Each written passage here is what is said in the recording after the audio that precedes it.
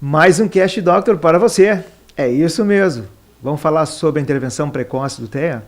E olha, diferentemente, mas eu adoro isso, tem alguém da música aqui. Tá? E tem também a Jéssica de Oliveira, que já participou no Fala Doctor. E nós vamos falar sobre esse assunto que, olha, é fantástico. Os dois aqui são fera no que falam, um elenco formidável, tá? E que vieram para colaborar. Bruno Castro, Levi de Castro, né? Sim. E a já de casa, Jéssica de Oliveira. Sejam bem-vindos ao programa Cast Doctor, o podcast que fala de saúde e bem-estar e qualidade de vida. O porquê de trazer esse tema relacionado à música, Jéssica? Então, nós pensamos assim, de compartilhar um pouco, né, com quem está escutando. Primeiramente, agradecer o convite, né? Merece. Como eu te falei, já me sinto de casa, a gente poder vir e falar de autismo. Eu e o Bruno estávamos um pouquinho antes conversando sobre a necessidade, né? Cada vez mais tem sido falado no Brasil como um todo, fora do Brasil, sobre as inúmeras intervenções que são disponibilizadas para esse público, sobre desenvolvimento, sobre diagnóstico, sobre tantos assuntos. E hoje o que a gente precisa é de informação de qualidade. Então, acho que por isso a gente está aqui também, né? Para trabalhar um pouco sobre essas questões. Porque tem famílias que estão por trás disso, tem crianças, adolescentes, adultos, e eles precisam dessas informações para ter uma melhor condução para o seu desenvolvimento, né? E aí pensamos em falar sobre intervenção precoce, porque a música também está envolvida nisso. E o Bruno logo vai também estar compartilhando um pouquinho com a gente sobre a prática, mas do quanto vamos pensar em intervenção precoce é para crianças, tá? Então vamos pensar nessa vamos falar do TEA também, né? Que as pessoas não sabem o que é TEA. Exato. Então, partindo que o TEA é um transtorno do neurodesenvolvimento, né? E a gente, por um tempo, já começou a diagnosticar essas pessoas na primeira infância. Às vezes tinha algum manual anterior que dizia que era até os 3 anos que tinha que realizar o diagnóstico. Hoje, na atualidade, nós temos a forma de diagnosticar, não precisa ser necessariamente na infância, né? E esses sintomas, eles vão aparecendo ao longo do desenvolvimento dessa pessoa, tá? Então, chegamos já a casos de adultos que a gente vai fazer o diagnóstico, né, dessa forma mais tardia, digamos assim, porém, a gente vai identificar que aquelas características estavam lá, mas muitas vezes mascaradas, foram, né, manejando com diversas situações. No entanto, quando a gente fala de intervenção precoce, a gente pensa, por que uma intervenção precoce? Né? Pensando em pessoas com um transtorno do neurodesenvolvimento, o quanto intervir precocemente vai auxiliar em todas as etapas próximas do seu desenvolvimento. Claro. Né? Então, hoje a gente sabe que, por exemplo, uma pessoa que recebeu um diagnóstico precoce e a intervenção, ela tem mais possibilidades, né, de ter melhorias nas suas habilidades de sociocomunicação, comportamentais, que são as duas questões do TEA, tá? Comportamental e sociocomunicativo, vão ter mais possibilidades em todos os outros contextos que ela convive, familiar, né, social, escolar, enfim. Então, é por isso que a gente veio falar sobre esse tema tão importante. E a música no meio? E a musicoterapia, então, ela é baseada em uma ciência, né? Então, existem técnicas da musicoterapia, existem abordagens, né? Nós podemos dividir, então, hoje, a musicoterapia em 2 linhas, a comportamental e a psicanalítica. Então, seguem 2 abordagens bem específicas e tem diversos teóricos também que estudam sobre isso. Então, existem estudos, existem artigos que comprovam, né, com evidências, né, que a musicoterapia, ela realmente funciona e temos resultados, né? Então, quanto antes for feito esse atendimento precoce para essas crianças, melhor a gente consegue resolver essa criança, né, essa criatividade da criança, essa criança mais espontânea, criativa, o que é, né, essa criança do dia a dia, brincar, né, lúdico, enfim, deixar ela mais livre. Quanto mais criativo for, ela vai ter sucesso na vida para se viver na escola, né, no dia a dia, no trabalho, enfim, sim, na sua vida adulta, né? E a própria criança, ela tem com o TEA, ela tem um desenvolvimento, tem uma percepção maior para isso, para a situação da música? Eu acho que a gente não pode dizer que teria uma percepção maior, não né? Existe, O que a gente pode falar, assim, eu até vou fazer um link com o que o Bruno trouxe da musicoterapia, falando da intervenção precoce, né? Que a gente vai pensar assim, a intervenção precoce ela pode ocorrer dentro da escola, quando a criança está na educação infantil. A intervenção precoce pode ocorrer numa clínica, né, com diversas terapias diferentes, numa escola especializada, como uma APA, enfim, tem diversos campos aí que a intervenção precoce ela atua. todos os profissionais fazem parte disso, tá? Então, Douglas, como que tu pensa? O bebê lá, 1 aninho, 2, apresentando as características na área da comunicação, na área da linguagem, na área da comportamental, né? As questões sensoriais que a gente sabe que são intensas no TEA também, né? A maioria das pessoas com TEA tem alguma disfunção sensorial que precisa ser avaliada e trabalhada também. E essas questões, elas precisam receber, né, uma intervenção, um estímulo para isso, né? Precisa ser pensado, avaliado, traçado objetivos para pensar, porque cada criança vai ser bem diferente uma da outra, né? Claro, Única. sim. Então, pensando nesse tratamento, na intervenção específica, a gente chama mais de intervenção, a gente vai pensar, então, do quanto se contribui e se entrelaça essas questões. Eu vou te dar um exemplo. Eu trabalho com intervenção implementada por pais, né? Tanto no mestrado quanto no doutorado, eu fiz pesquisas trazendo, assim como o Bruno trouxe a musicoterapia, que é uma prática baseada em evidência, a intervenção implementada por pais também é uma, tá? Considerada uma prática baseada em evidência. Quando você orienta essas famílias a como elas podem intervir com seus filhos, tá? Elas não são terapeutas, mas elas são orientadas e trabalham com parceria com o profissional. Dentro dessa orientação. Na intervenção precoce também ocorre isso, porque é uma intervenção centrada na família. Tá? Recentemente eu vim de um congresso agora de autismo, semana passada, Pelotas, e uma grande discussão era sobre intervenção precoce. O pessoal de Portugal mostrando como ocorria lá, nós aqui do Brasil, e o quanto a necessidade da família receber a orientação.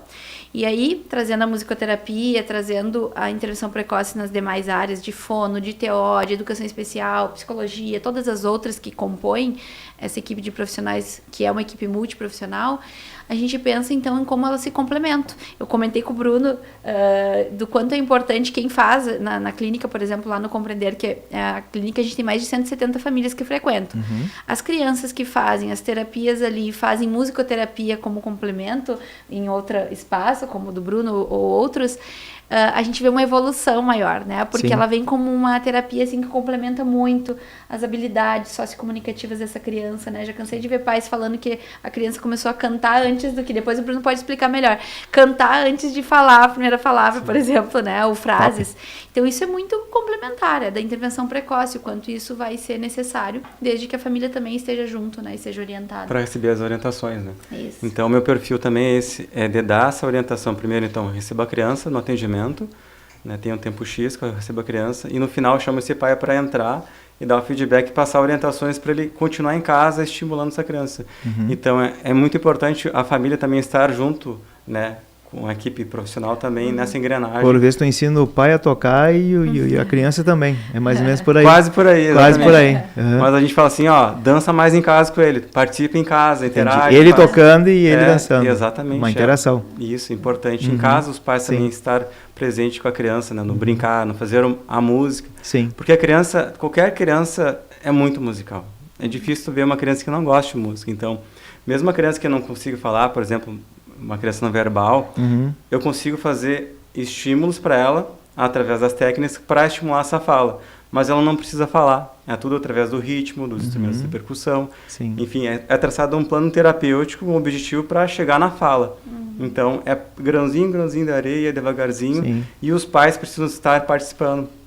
E quando tu percebe que aquela família te ouviu e faz, e eles começam a perceber que dá resultado, nossa, é só gol. Só gol. Bruno, e esse retorno depende de cada um, né?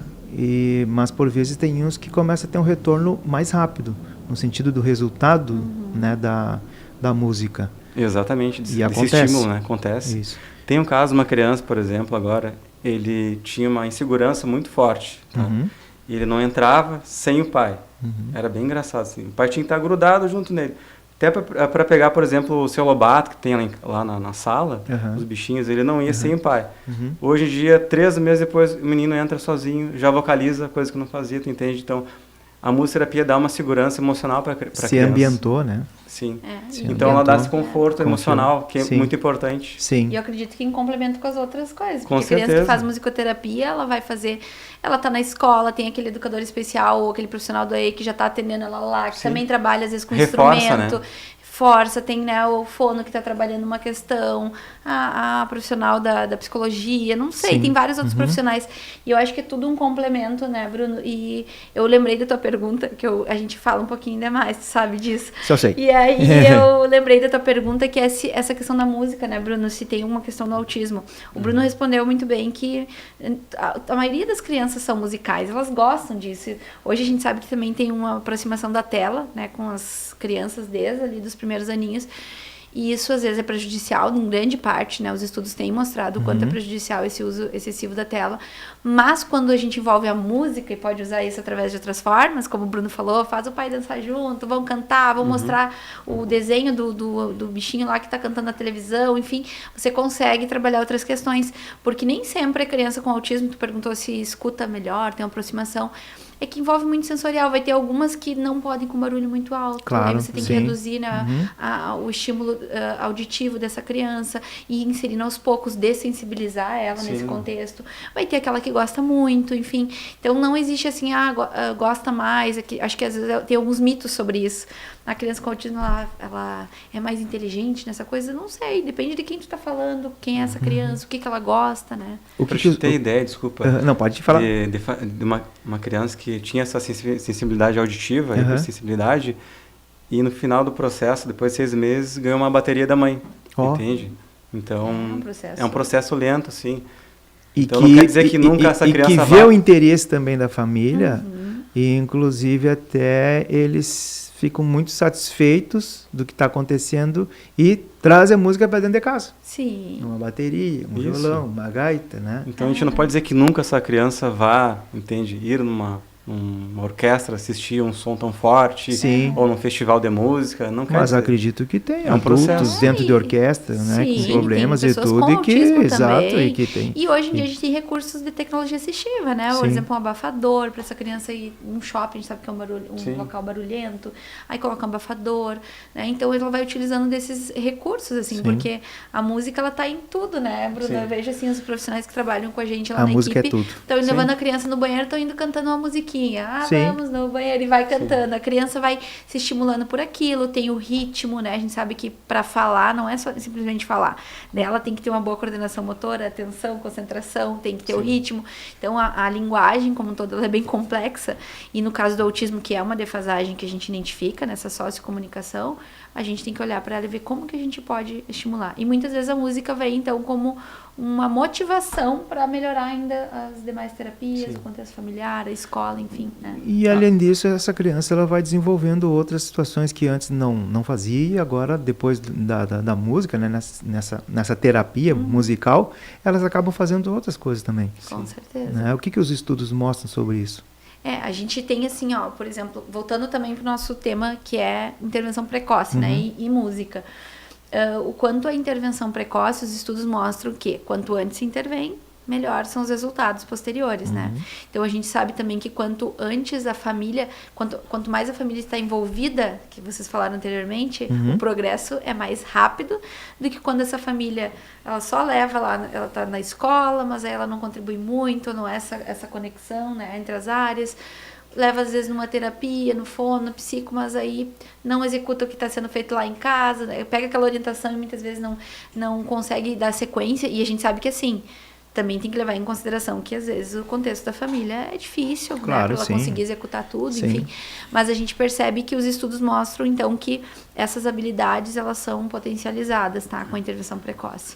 E eu gosto de deixar claro, assim, Douglas, da intervenção precoce, porque a gente tem que lembrar de todo o contexto e cenário das famílias. Nem toda família tem condições de fazer uma intervenção terapêutica com seu filho. Sim. Então a gente sabe que hoje no sistema público a gente não tem estrutura, né, e subsídios suficientes para fornecer terapia e intervenção para todas as crianças que são diagnosticadas precocemente com autismo. E aí, como que fica essas famílias, né? Mas a gente tem a possibilidade, e aí o Bruno depois pode até complementar, dentro do que a gente sabe, né? Então, eu sou formada em educação especial, minha formação inicial. Sim. Né? Então, se eu trabalhasse numa escola, como educadora especial, eu poderia uma das atribuições do profissional da escola é orientar a família, tá? Sem dúvida. Então, a minha pesquisa de doutorado foi fazendo um treinamento com o educador especial e ele orientava as famílias. E o resultado da pesquisa foi Tu perguntou o que os estudos mostram? Que as habilidades tanto dos pais quanto das crianças subiram assim, ó, de forma significativa, porque, né, a gente fez teste estatístico, enfim. Então, conseguiu melhorar as habilidades. Quando a família recebe orientação, ela estimula, a criança melhora as habilidades de sociocomunicação, a família melhora essas habilidades de manejo, de orientar, de como mudança de brincar com seu comportamento filho, mudança de casa. comportamento. Então, a gente tem um progresso. E olha só, eu falei de uma escola, nem falei de intervenção terapêutica. E quando a gente vai para um contexto mais clínico, talvez, né, de terapias, dessas intervenções que ocorre da mesma forma, né? Esses profissionais vão buscar trazer, devem fazer isso. Com certeza. Buscar essas famílias para poder orientá-las, direcionar com informação de qualidade, uma linguagem não tão técnica, né? Porque pai é pai, mãe é mãe. Exato, sabe? Cuidador né? é cuidador, não é um profissional, então eles têm que falar o seu idioma. O seu idioma, tem que receber essa informação, né? Tu deu um exemplo de um caso, eu lembrei de uma família que uma vez ela veio para avaliação, nós avaliamos, a criança tinha características de TEA, mas foi indicada intervenção precoce. Então é meio que assim que ocorre, tá, Douglas? Às vezes a família identifica já algumas defasagens no desenvolvimento da criança, busca por um apoio profissional, geralmente esse profissional ele pede uma avaliação, né? O médico geralmente vai lá, um pediatra, né? Algum outro profissional, faz uma avaliação de repente. Aí vê essa avaliação, quando a criança é muito nova e não se tem certeza total daqueles rastreadores que foram feitos, não ficou percebendo se realmente todas as questões envolvem autismo, geralmente, às vezes, um neuropediatra, um psiquiatra infantil, ele vai dizer o quê? Faz 6 meses de intervenção precoce, 1 ano, dependendo, e volta aqui com outra avaliação. Sim. Porque aí tu dá aquele tempo de potencializar o desenvolvimento dessa criança, o estímulo para ver quando que retorna. Claro. Já aconteceu um caso de uma família chegar e a criança ter características. E ela ficar 6 meses de intervenção precoce e sumir as características. Mas não é sumir, é que era um atraso do desenvolvimento, não era em relação ao autismo, mas que com toda a intervenção foi importante, porque aí ela conseguiu dar aquela, né, alavancada no seu desenvolvimento na área da comunicação. E sabe qual era a questão principal ali? A família chegou e disse, a gente não brinca com ele, né? A gente não sabe brincar, a gente não sabe o que fazer, ele fica mais com a cuidadora, uma cuidadora específica que eles deixavam para... E eles não tinham esse tempo com o filho, né? Então a gente, além de falar, a gente dizia, não, precisa brincar, senta, faz assim, ó, como mostrava uns vídeos. Então, à medida que eles foram se responsabilizando, entendendo que era necessário, o desenvolvimento foi ali ocorrendo, né? Assim, como tem casos que são mesmo diagnóstico de autismo, mas também tem ótimas evoluções devido ao envolvimento da família em casa. Muito bom. E lá? Então, e dentro da musicoterapia é possível avaliar várias áreas, desde a parte motora, motricidade fina, motricidade grossa, a parte emocional também, né, a parte da expressão vocal. Então, a musicoterapia ela é bem ampla também. Até a parte sensorial dá para avaliar. Mas, claro, tem coisas mais específicas que a gente vai mandar para a TO, que é mais especializada nisso. A parte da fala também tem coisas... Mas dentro da musicoterapia também consigo trabalhar todas essas outras áreas também. Então, a musicoterapia ela é bem ampla. Então, tendo um olhar clínico mais apurado, com a minha bagagem, também tenho experiência, eu trabalho com crianças 14 anos. Então, na pandemia, virou a chavezinha, né? Vamos mudar de profissão. Então, entrei nessa área da saúde. Antes era ensino de música, agora fui para a saúde. Então, que tem uma outra abordagem. Trazendo contigo a música. Exatamente, é. Eu vi que tinha demanda e as famílias precisavam não só de ensino de música, que era tocar um piano, um violão, mas tinha algo a mais, além do que tocar. Então, precisava de uma orientação, nessa parte comportamental que a Jéssica falou, ou num déficit, né, seja cognitivo, motor, ou da fala. Então, não era só uma aula de música. Então, comecei a me especializar nessa área aí e vi que tinha muita demanda para contribuir também. E tem. Sim. E outra, em relação ao diagnóstico, que ainda não se tem né, não tem marcador biológico, um marcador biológico que se possa diagnosticar mais de cada 10. Hoje a gente tem a cada 36 casos um com autismo. Dados americanos, não temos dados de prevalência no Brasil. Sim. Mas a gente segue esses dados mundialmente. Mas que já está tendo pesquisa né? sobre isso, né? Tem muita Deve pesquisa, ter, né? E agora eu acho que o ano que vem, né, a gente vai ter os dados do censo passado, que daí teve a pergunta sobre autismo pela primeira vez, né, devido à lei do Romeu-Mion. E aí a gente vai ter dados mais verídicos, assim, para a gente poder ter um índice brasileiro. Assim como vai aumentando o número de autistas, tem que aumentar o número de terapias. Sim. Né? No caso da música e outras também, né? Mas a música, ela prevalece. Porque eu acho que a música é tão nobre, né? A música, ela ativa, né? Ativa o cérebro, ativa o corpo. Eu não posso falar muito porque, assim, é minha área, né? Mas para mim a musicoterapia é a melhor terapia porque ela é muito leve. ela é muito espontânea. Exato. E a criança é muito musical, eu volto a falar. Exato. Essa musicalidade da criança é muito musical. Mas isso você usa tudo. É que quando tu fala de musicoterapia, você está falando de uma terapia, né? Isso. Quando você fala de música, a música é usada em todas as outras terapias. Tem adultos que não Mas são a autistas, diferença, mas usa Jéssica, a só a música diferença- como uma terapia para escutar. Isso. Que o musicoterapeuta tem técnicas específicas, existem Isso. protocolos, existem escalas específicas, que é da musicoterapia.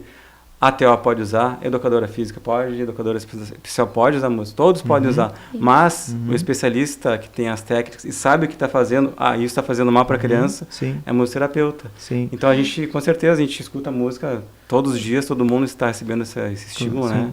Bruno, tem que fazer uma pergunta. Sim. A doutora Jéssica já toca violão? Olha, eu tenho um violão guardado lá, mas não toco ainda, não sei. Então, Não, só sei tu tocar tem o um parabéns. desafio aí. Imagina ela chegar lá na tua... Ela que te indicou o paciente, aí quando vê, tá ela ali, Tocando violão. esperando ali o paciente, imagina?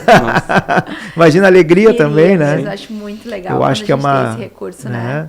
Exato, então tem É uma desafio aí. potência, sim. Tu tem um desafio.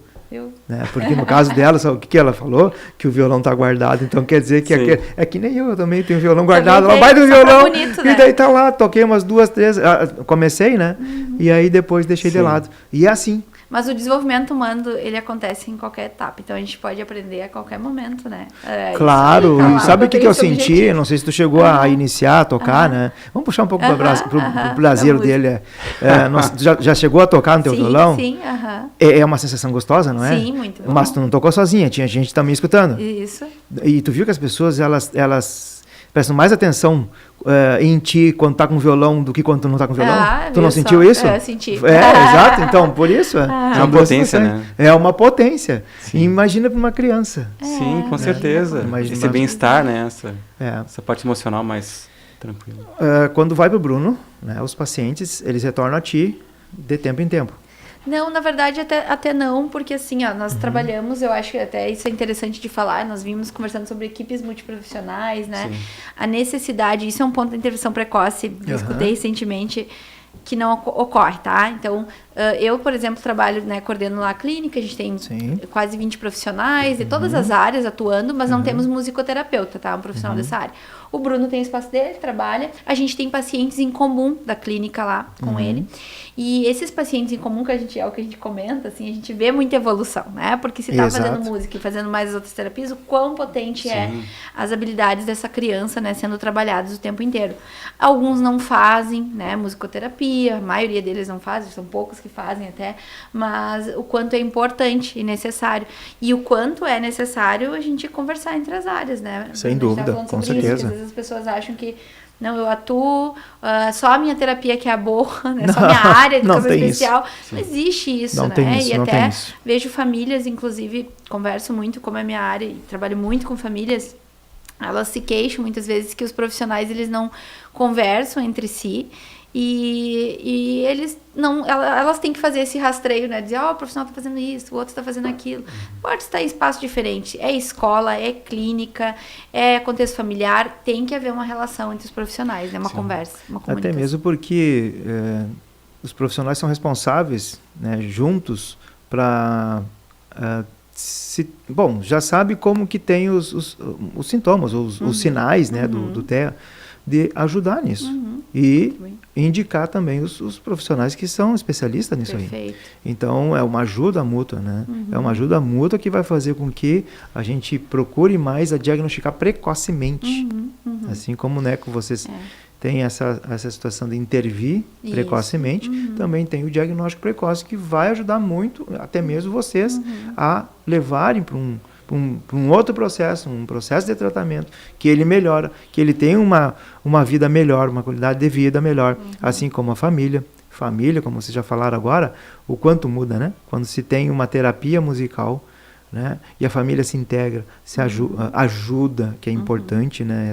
Essa ajuda, e essa pessoinha que está ali está crescendo. E Douglas, só para complementar da intervenção precoce, a gente tem um período da neuroplasticidade, tá, da criança, que é a parte mais importante de todas, assim, que é esse período da intervenção precoce.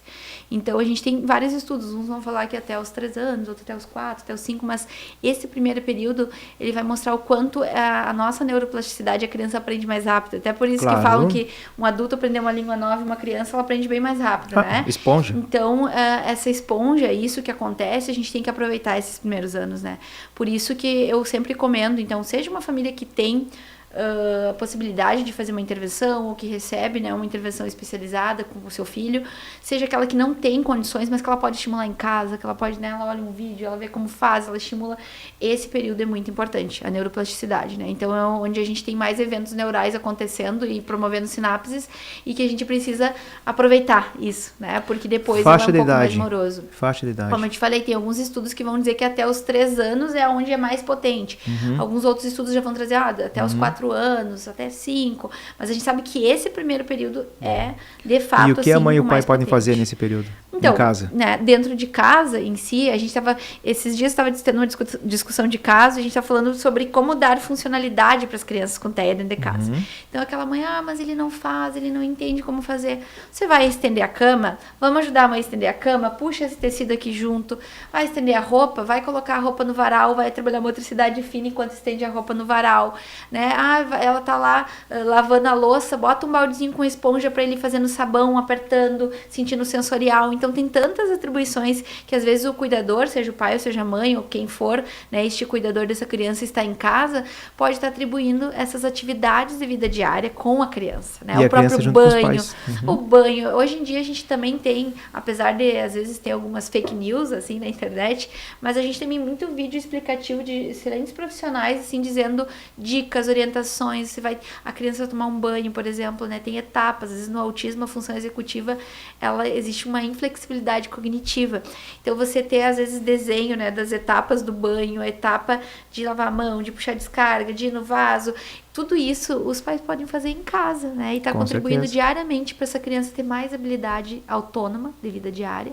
As TOs que trabalham comigo são excelentes, assim, sempre estão orientando, assim, os pais, faz isso, faz aquilo, orienta, né? Então, tudo isso dá para fazer. O que, às vezes, a gente percebe é que, como eles não sabem como fazer, acaba, mas ele não faz, mas meu filho não faz, ou não, vamos tentar de uma forma diferente, vamos colocar ele dentro dessas atividades, assim como deve ser a música, né, Bruno? Eu acho que, como tu mesmo disse que tu orienta essas famílias, tá lá dentro de casa, vamos fazer uma brincadeira, vamos cantar junto, vamos tocar lá o violão junto, vamos brincar, porque isso vai contribuir de forma, né, a reforçar o que tu já trabalha em terapia. Não, e trabalhar essa autonomia para a criança, né? Um simples colocar o calçado nos pés, às vezes na correria os pais, né? É normal isso, de colocar rápido, né, os calçados. Não, colocar calma. pela criança, né? Colocar pela criança o calçado. Isso. Calma, ó. Deixa ele tentar colocar, coloca só o pezinho, deixa ele fazer a forcinha para calçar. Então, são detalhes do dia a dia que potencializa para a criança se desenvolver cada vez mais. Ele vai experimentando, né? E vai sentindo. E cantando uma musiquinha ainda para amarrar o tênis, fazer, e dá para aproveitar tudo essas habilidades, uma né? questão lúdica disso, porque a criança gosta muito disso. Né? Conta mais casos para nós. Casos, nossa. São todos. Conta do Joãozinho ou da Mariazinha, não precisa dar o nome, sim, né? Sim. Mas pode falar algumas dificuldades que tu já tive. Por exemplo, um caso que, agora com as ligações de outros terapeutas, né? TO. Então, a TO estava trabalhando a questão do xixi e cocô, que a criança tem dificuldade. Então, trouxe esse tema clínico para dentro da musicoterapia. Então, nós compomos uma música, eu e o paciente, sobre xixi e cocô. Sucesso. Como é que é a música? Agora não lembro.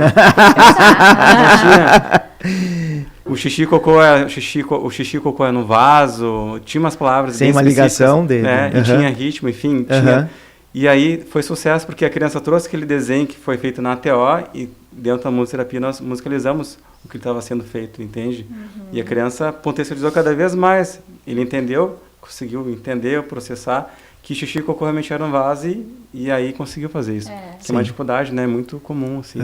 A questão, tu ia contar um caso, eu vou contar também, né? Mas é óbvio, né? Mas eu lembrei, assim, das meninas que trabalham lá, a gente trabalha com muito de sensibilização de alimentos, né? Também, às vezes, com as crianças. Tem uma cozinha, então a gente vai... Esses dias as meninas fizeram um bolinho de feijão.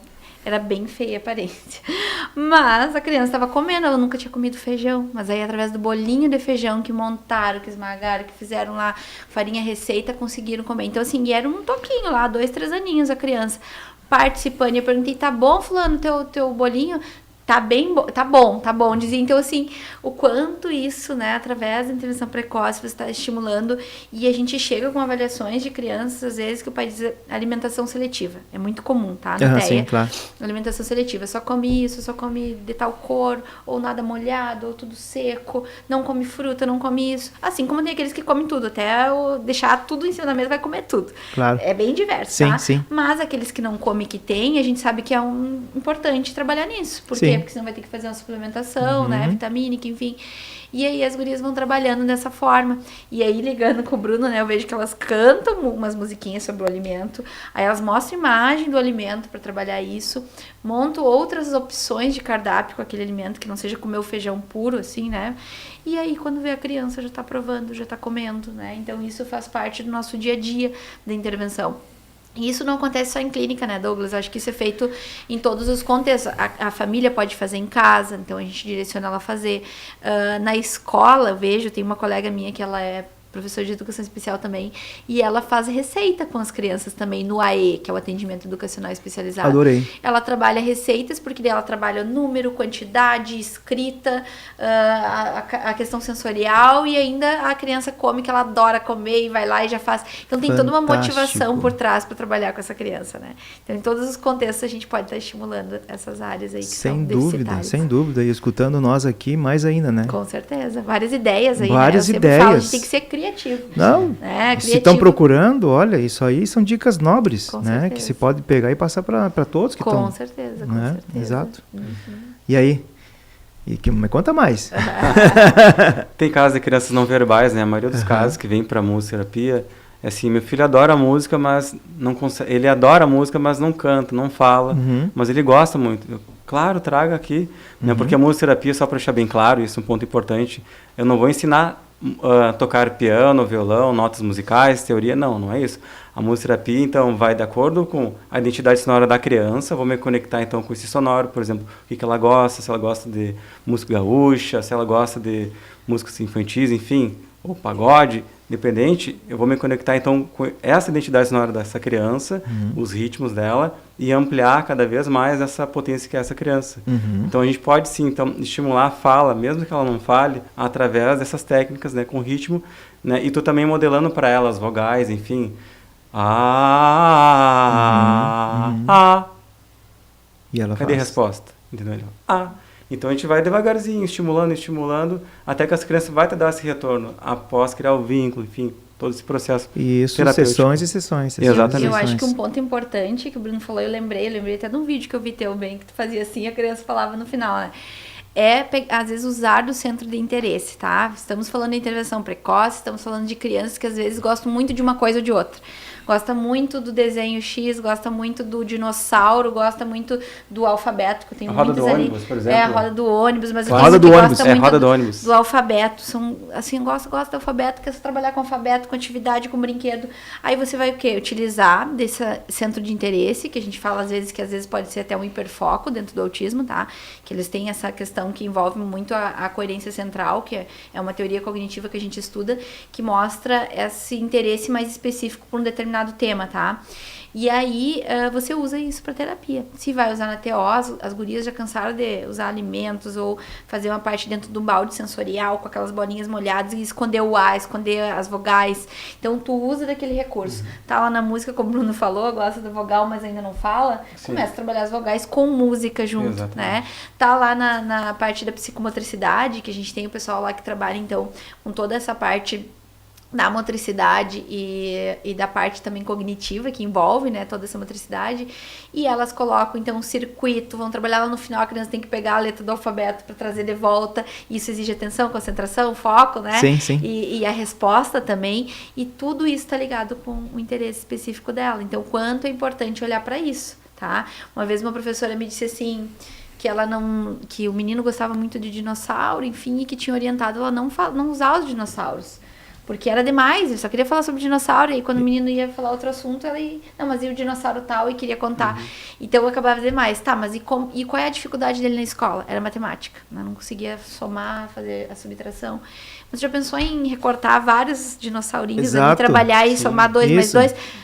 Começou a utilizar com ele, não deu, acho que 2, 3 meses o menino já estava fazendo as continhas todas ali, as operações, né?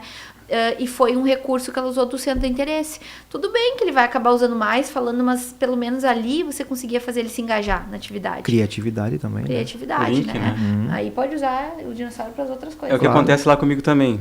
Às vezes os pais querem tirar o bico da criança, né? Não, deixa o bico. Ou se ele entra com um carrinho na mão, né? Tem hiperfoco em carrinho ou outro objeto, seja qual for o brinco. Não, pode deixar, não vai atrapalhar. Porque eu vou me conectar através do interesse dele. Vai ter uma canção que eu vou cantar, o carro azul, enfim, descrever com o que ele está ali naquele momento para me conectar, ter esse vínculo. Então a gente não pode tirar o que a criança tem interesse, e sim ampliar cada vez mais, tentando se conectar com essa criança. Sim. E não tirar esse conforto dela. É que às vezes o conforto é complicado de tirar, né? Se for às vezes um objeto de apego, ou uma coisa que está mais intrínseca ali ao dia a dia dela, é mais difícil. Eu já dizia contrapor que quando às vezes uma fono vê se a família vai tirar o bico, tem que tirar o bico sim, as fonos são mas é um processo, contas, né? mas é um processo, É né? todo um Não processo. dá pra tirar É um processo, uma criança processo. assustada ali já tirar e ela começar a chorar e não Isso. conseguir entrar na sessão. Não, você vai fazer um processo. Tem os paninhos. Mas às vezes tem também, deve ter acontecido contigo, né? Às vezes tem a família dá o bico para reforçar, para ela não chorar, para outra coisa, e acaba aumentando ainda mais a necessidade de ter aquele objeto. Então, às vezes, a gente também tem que orientar a família como ir tirando aos poucos, como ir trabalhando, para não prejudicar a própria fala, né? E a birra? E a birra? E a birra nesse meio? Porque os que não têm são muito birrentos.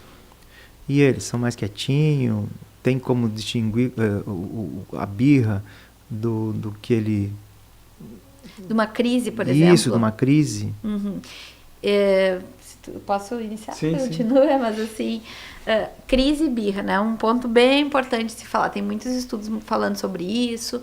A gente, às vezes, tem dificuldade em identificar quando uma criança está tendo uma crise, porque uma crise é quando a criança, às vezes, ela não consegue mais... até voltar a se regular, porque ela está totalmente desorganizada, e aquilo pode ter gerado por inúmeros fatores ambientais ali no momento.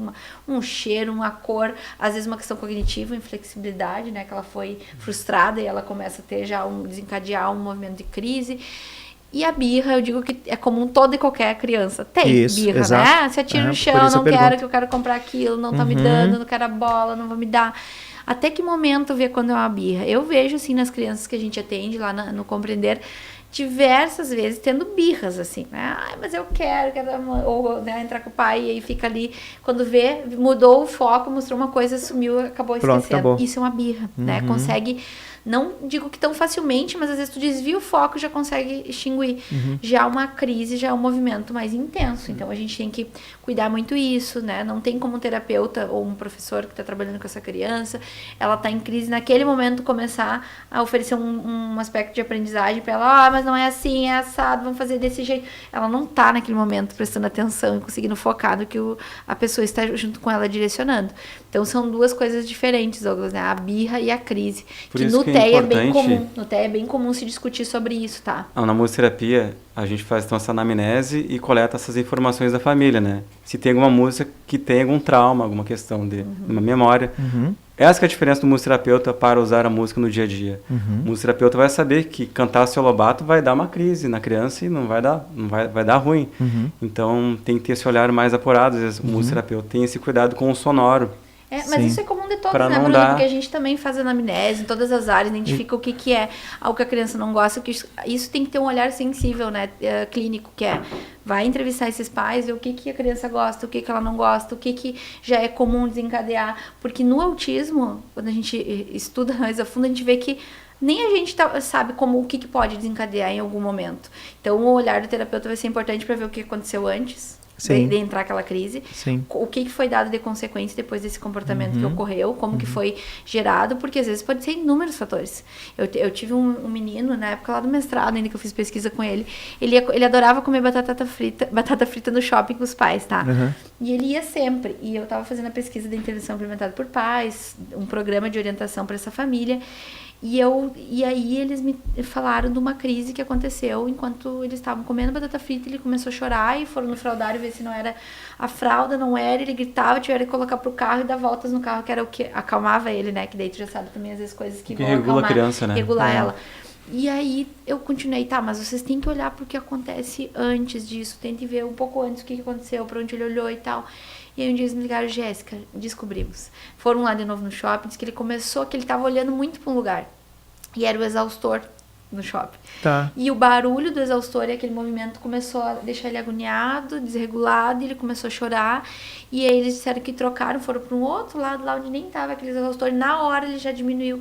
Da outra vez, eles ficaram ali naquele espaço tentando acalmar. E aí naquele espaço ele só aumentava, Sim, né? mas a causa estava ali. E aí estava ali, eles olharam, perceberam mais o olhar dele pro exaustor em alguns momentos que ocorreu logo que chegou. E aí logo conseguiram manejar da melhor forma, né, para que não tivesse uma crise mais intensa, enfim, então. E dentro do meu consultório também, então, quando eu finalizo o atendimento, chama essa pai, uma mãe, tem dias que tem essa birra, que eu percebo, logo que a criança chega, eu já percebo que é uma birra.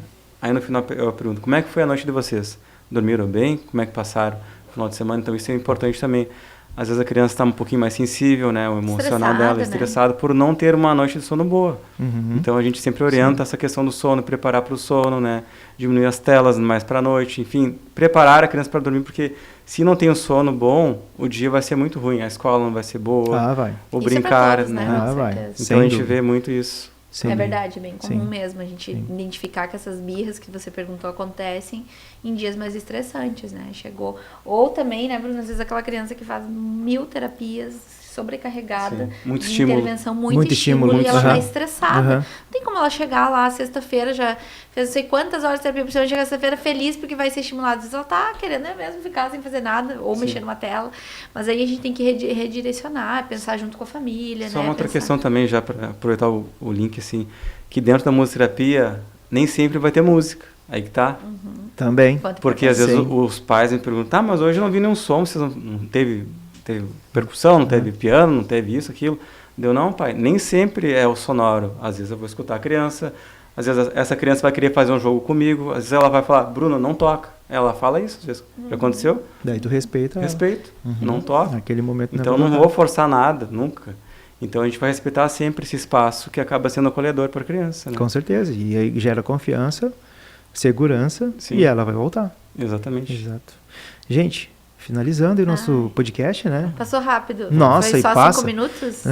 Com gente que sabe, passa, hein, tia? Poderia ter um pouquinho mais, né? Poderia ter um pouquinho mais. Mas assim, ó, agora fica aquele final, sabe aquele finalzinho que eu deixo as últimas palavras para vocês? Então, primeiras damas. Não, assim, acho que é bem importante a gente estar nesse espaço de fala. Acho que o programa está de parabéns por se preocupar com tantas questões importantes, né, da saúde aí. Então, no contexto do TEA, a gente tem percebido, como tu falou, esse aumento de diagnósticos em função do quê? De mais estudos, mais protocolos para avaliarem, né, esse processo de diagnóstico, rastreadores, centros clínicos cada vez mais a gente tem visto, e também o aumento de conhecimento na população em geral, seja na comunidade científica, que eu falo, que eu venho, sou pesquisadora, mas na parte da saúde, da educação, na população em geral, todo mundo cada vez tem mais conhecimento. Sim. E isso é muito importante, né? Então, que nós, profissionais, que hoje estamos aqui como profissionais, possamos cada vez mais orientar essas famílias, ser uma rede de apoio, né, para essas famílias, direcionar, e que essa intervenção precoce ela seja vista como uma necessidade, tanto por meio das políticas públicas, que a gente sabe que tá lá, né, mas nem sempre a gente vai ter esse retorno efetivo para o desenvolvimento dessas crianças, mas também que essas famílias possam desenvolver e contribuir nessa intervenção precoce nas suas casas, né, no contexto familiar, observando, recebendo essa orientação desses profissionais e contribuindo para o desenvolvimento dos seus filhos. Para finalizar, eu diria assim que as minhas pesquisas mostraram, quando eu fiz, que quanto mais os pais se sentem pertencentes desse espaço interventivo, mais a gente percebe, e eu medi isso no mestrado, numa escala de autoeficácia que eles se sentiam, né? De escala de empoderamento parental. Sim. O quanto eles se sentem eficazes e motivados, e isso só gera benefício para a qualidade de vida familiar, tá? Então, isso é identificado nos estudos. Então, que a gente possa ser, né, realmente potencializador, né, para essas famílias e para os seus filhos com TEA. Maravilha. Então, primeiro eu gostaria de agradecer, né, a você, Douglas, né, esse espaço importante, né, de trazer sobre o autismo, né, cada vez mais a gente tem que falar mais, né, quebrar esse preconceito, né, enfim, né, e um alerta assim para as famílias no sentido buscar bons profissionais qualificados, né, que tenham registro da saúde, né, isso também, ou seja, na escola, por exemplo, profissionais que tenham uma qualificação, enfim, é importante ter essa qualificação, porque assim, trabalhar com crianças autistas não é assim, é coisa séria, é muito sério. Uhum. E tem profissionais que estão trabalhando de forma legal e estão brincando com famílias. Então, assim, fica um alerta para as famílias que é algo muito sério e importante. Então, busque bons profissionais, boas referências, né? Pergunte, pode perguntar para mim, para o Bruno Levi, preciso de fono, preciso de fisioterapeuta. Enfim, procure referências de profissionais, tirem dúvidas, perguntem sempre, né? A gente está aí nas redes sociais, quem precisar, né? Bruno e hoje está o Google também aí. Exatamente. Né, pesquisem, tirem né, dúvidas como bons profissionais, né? Tu falou do teu Instagram? Isso. @bruno.levi.c. Também vou deixar o meu. O E meu é Prof. Jéssica Jaine e o do Compreender para Atuar, que é o do centro que eu coordeno lá, né? Que maravilha. Mais alguma coisa? É isso, muito obrigado. Obrigada também. Eu que agradeço, né? O público que está nos assistindo também agradece. E eu sei que vocês agradecem. Porque tem que colocar lá no Fala Doc também. Mas eu quero agradecer a presença dos dois, né? Jé pela segunda e Bruno pela primeira, mas que vão vir mais vezes. Essa interação aqui ela é ótima, porque daí coloca mais de um profissional falando. Quanto mais profissionais falando e se dedicando, e aí eu vou colocar agora aqui a situação do precoce. É o diagnóstico e a intervenção. Para que haja um diagnóstico, todos os profissionais que estão nos assistindo da área da saúde tem que ser integrativo. Não pode ser deixar de ser só com aquela visão, ou só para o osso, ou só para a boca, ou só para o cabelo. Tem que ser integrativo. Porque sendo integrativo, todas as áreas elas vão ter o quê? Vão ter situações em que foi achado que pode ter a sintomatologia do autista. Né? Ou outras doenças que estão aparecendo, doenças autoimunes, por exemplo, estão aparecendo, mas no momento que nós se interessar pelo todo, a gente vai conseguir. Certeza. Então, uma situação que implica muito nos diagnósticos é o profissional se especializar muito e subespecializar. Ele deixa de ser o todo. Nós, da área da saúde, Bruno, nós tratamos o todo. Cada um, claro, dentro da sua área, mas tem que ter a fundamentação básica que nós aprendemos na faculdade. Né? Nós aprendemos anatomia, fisiologia, neuro, tudo. A gente aprende. E hoje, com a internet aí, que é uma faculdade, e claro, nós como profissionais tem que ir naquilo que realmente é sério, com referências e tudo, né? A gente acaba o quê? Ganhando. E as famílias também. Agora, para as famílias, atente ao seu filho. Deem essa atenção que os dois falaram, o Bruno e a Jéssica, né, falaram. Tenham mais atenção ao seu filho, estejam mais junto com ele, né? Que com certeza todos vão crescer. Aquela criança vai crescer feliz, a família também, e vai haver muito mais interação. Certeza. É isso aí? Isso aí. Maravilha. Show. Gratidão. Pra mim também. Tá? Obrigada. Obrigado. E a você que está nos assistindo, gratidão. E até a próxima.